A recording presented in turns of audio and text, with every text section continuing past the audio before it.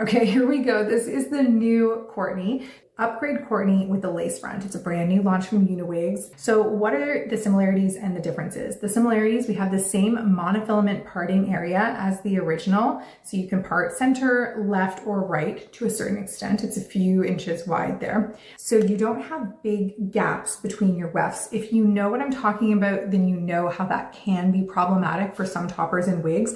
UniWigs always uses the good clips. And is there anything else that I'm missing? Lace front. So the lace will need to be cut upon arrival, and then you've got a PU strip here. So this strip is to just combine that lace front with the monofilament top. And then I'll show you what it looks like really nice and close on my hand so you can see what that lace front looks like. So you will need to cut it upon arrival.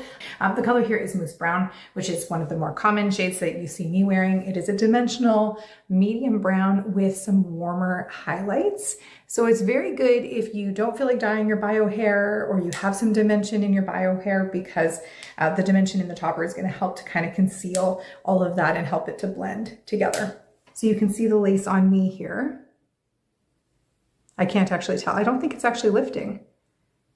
It doesn't feel like it's lifting actually.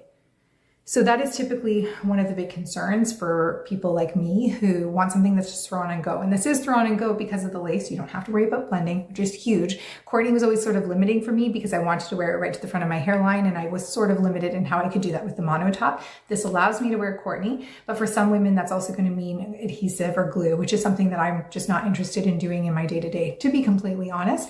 But this one is actually sitting completely flush to my head.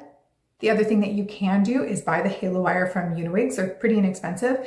Sew them on. I have a video coming for that soon, I hope. And then just that way it will sit at the back, the nape of your neck, and help to bring down that topper even more tightly to your forehead if you're concerned about lifting lace in any way. So I'll do a full turn for you. This is a 16-inch, by the way. 16 inches.